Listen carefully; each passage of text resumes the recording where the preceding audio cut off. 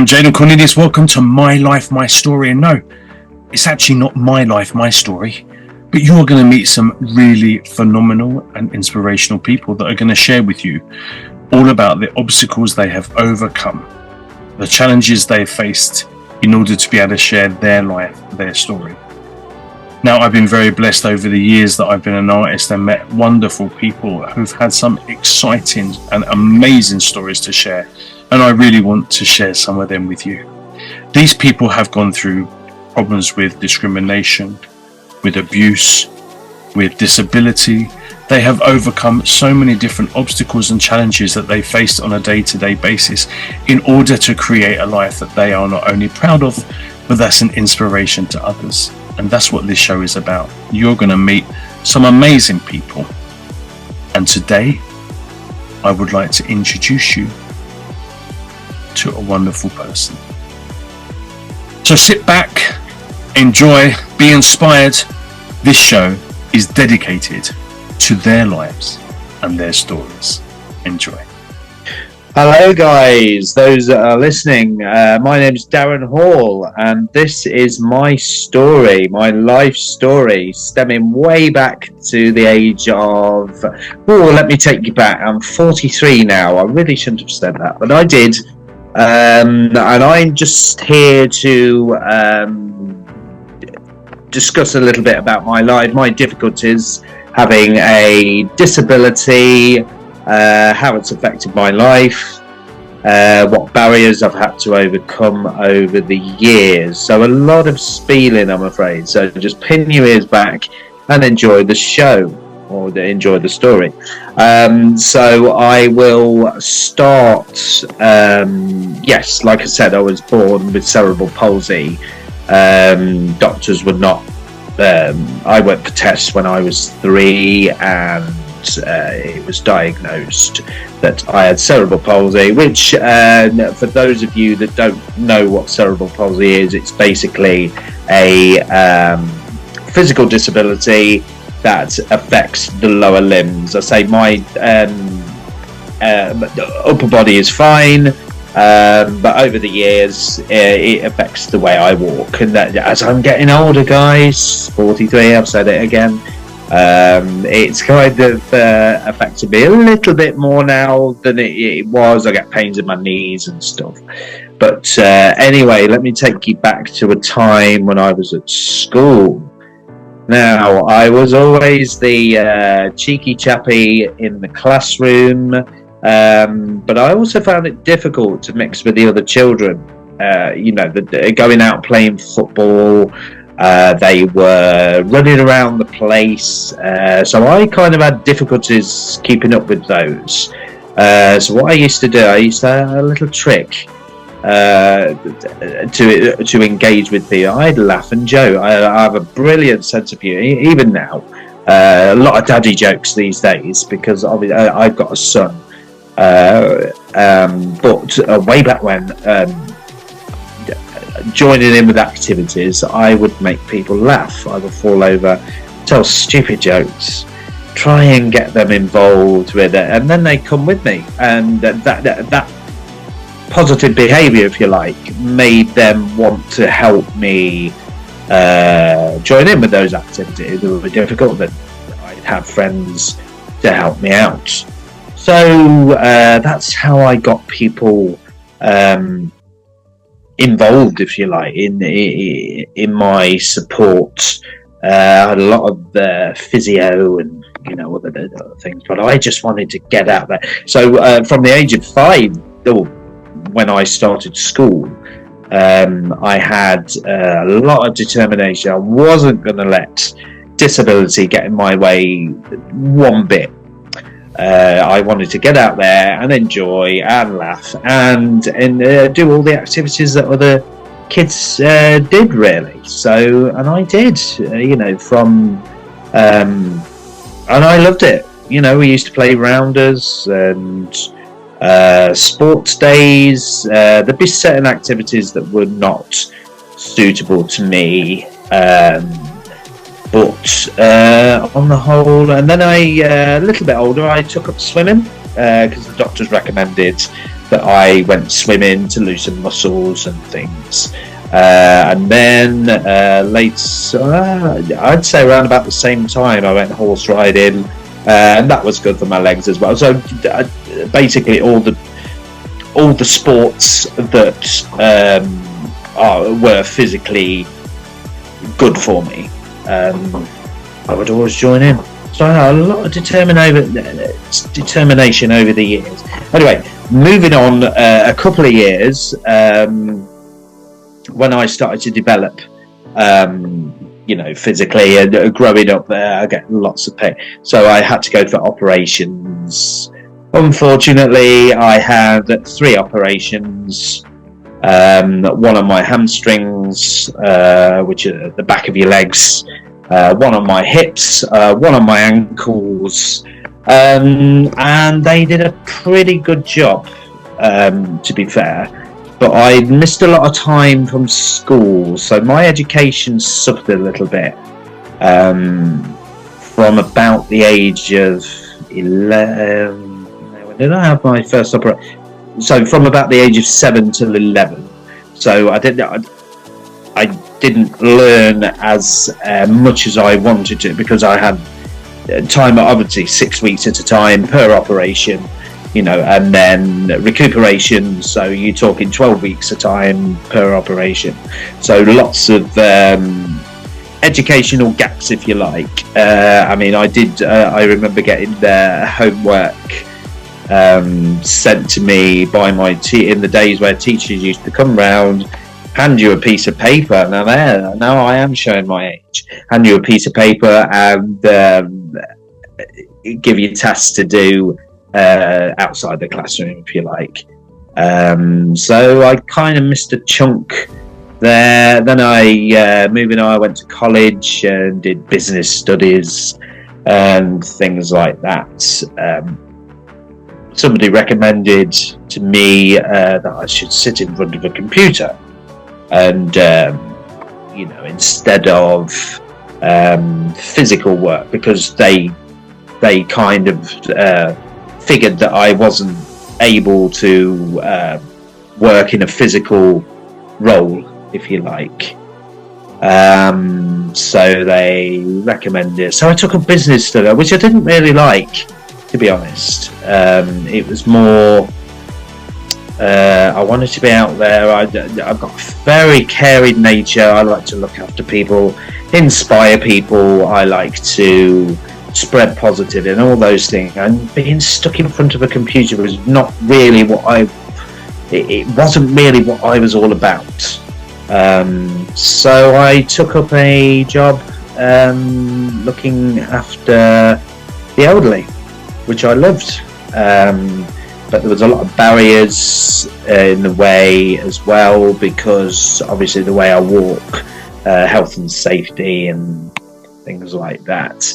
But again, extremely determined, many battles along the way. Later on I joined the NHS, and again that was recommended that I should go and do HR, and just get myself in front of it. I said, I don't want this. I want to become. I want to work on the wards because I like the contact with people. I like, the caring side of things. And I knew if I'd have gone into a clerical role, if you like, that I wouldn't be able to have that interaction with people. So after many battles and meetings, and my first job in the NHS was brain injury, and I had to go and see a doctor and make sure I was medically fit, and she recommended I go in an office. And, I thought, well, that's my career ended then. But with the strength and determination that I had to go and pursue a career in a hospital, I spoke to a matron, and anyway, to cut a long story short, she said, I'm not sure whether many people would do this these days. I mean, you're talking 15 years ago, but she said, well, he's under my control. He's, I know what his capabilities are. He knows what his capabilities are. So he's coming to work on the wards, and on my head, be it if anything goes wrong. Unfortunately, guys, nothing went wrong, and I stayed on that ward. It was a very physical job. We used to work 12 and a half hours. I was going to say a day, so it was a full-time position on brain injury. We saw many, many tragic cases, but I just loved the nursing and the guys on the wards. They'd recover from their physical, and I could see their physical difficulties as well. So it was more, I had more compassion than, say, an able-bodied person would, because I've overcome difficulties. I've had operations, and I've been in pain, and all those kind of things. So I kind of put my skills and knowledge, as well as the all the training we had, into that role, and I loved it, and I stayed 3 years. So from somebody saying no, not physically able to do it, I stayed 3 years. So that was one successful success story, if you like. And I've done various other roles as well. I've worked on endoscopy. I've worked with youth. I've worked with dementia, but I've always been out there working, guys. I could quite easily say, right, okay, I've got backache today, I'm not working, I'm not physically able to do this, I'll go off sick. And I've never been one for going off sick. I've always worked, and try to do the best I can with many barriers in the way, but with my sense of, I like to kick things out of the water with my sense of humour. Some love it, some don't love it, but it's always been my coping mechanism to overcome the stigma attached to disability and how safe I am, which really I don't think should exist these days, because we go in a world of equal opportunities. Yes, everybody gets a fair chance, but do they? With a physical disability, you are rendered, a bit of a risk. I say that word, it's a strong word, but it's very sugar-coated, and people will try and stop you. But as I say, I've had 20 years, nearly 20 years of jumping way forward now, to quite recently actually, jumping forward 20 years of caring for people, which I love. I've just got that very caring, compassionate nature, and I can have sympathy for other people that go through pain and suffering, as I did as a child. Now, my son, I have a son, and he's 13 years old, and unfortunately he's inherited whether it's cerebral palsy or not, some physical difficulty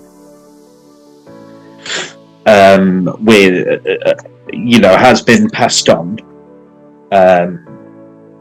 So he's now looking up to me, saying, well, Dad, somebody's had a go at me. Somebody says I'm not able to do this. Well, I say, well, yes, you are, son. But he's had to fight to get things as well. So unfortunately, but he's, I'm so proud of it. He's definitely inherited my strength, my sense of humour, saucy sense of humour, which gets him in trouble sometimes. But he's a lovely lad. He's very determined. So he's one of the main people that I've inspired, if you like, through barriers attached to disability. Now I spiel on about work, but I'm a singer, songwriter, entertainer. I get up in crowds, and that's an area that really it's not, my disability doesn't matter as much as a physical role.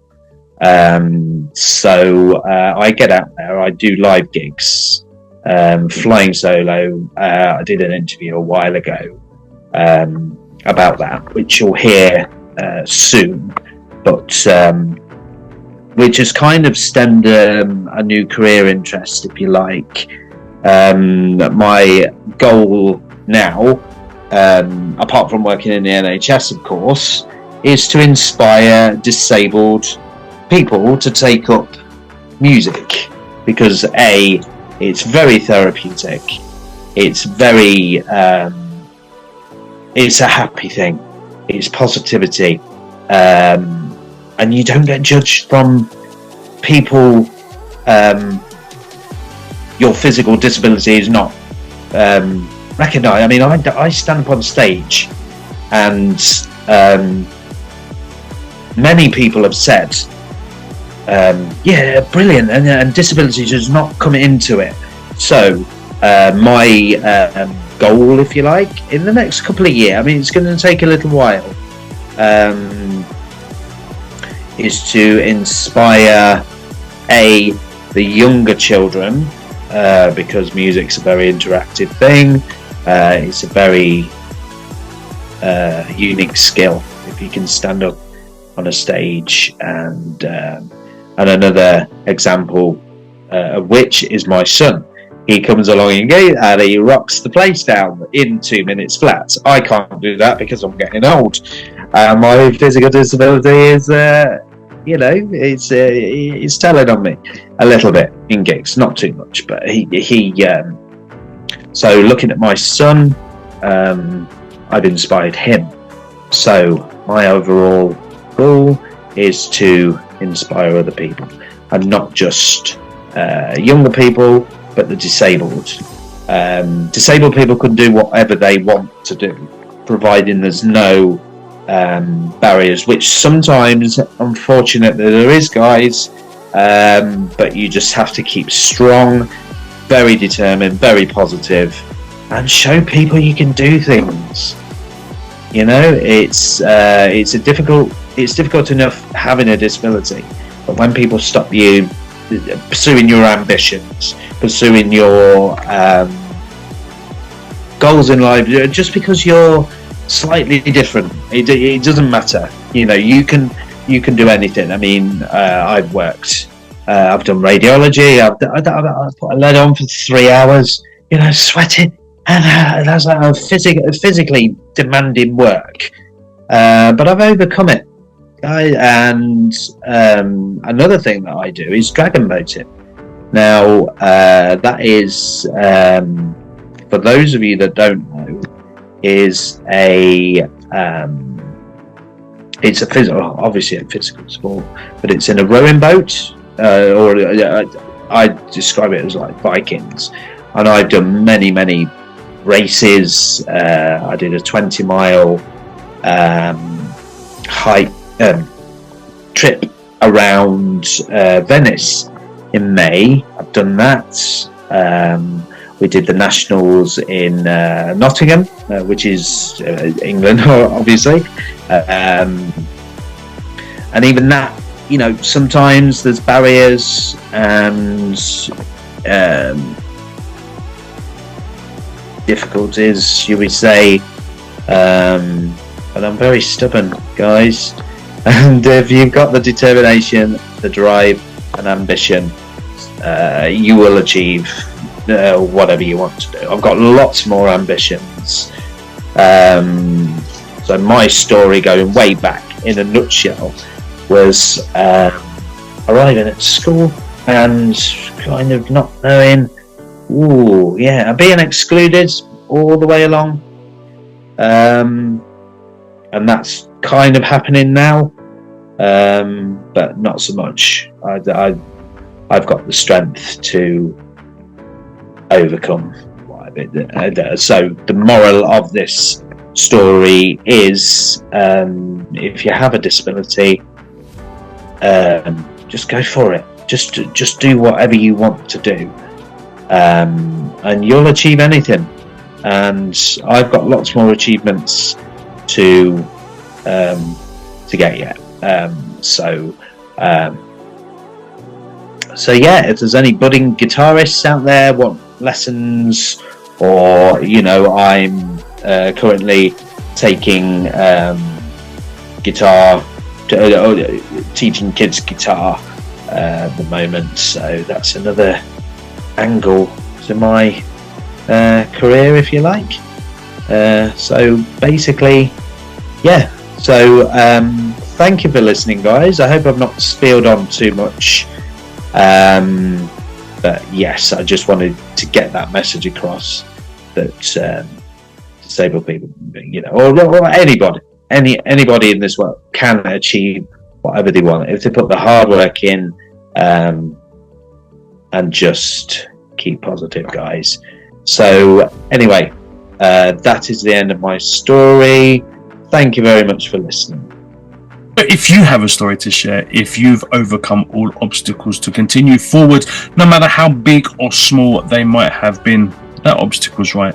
Life isn't the easiest journey, and it's about what we make it. So if you have a story that you think will inspire others, then I'm asking you to get in touch with me on any of my social media presences. Let's touch base, and I will see you on the show telling everyone about your life, your story, because this show is dedicated to those people with amazing stories and amazing lives. I hope you'd enjoyed it. Please subscribe, please share, please comment, please like, and please stay tuned on JCTV for some other amazing episodes that you can be a part of. Let's get in touch. Let's speak. Take care. Bye-bye.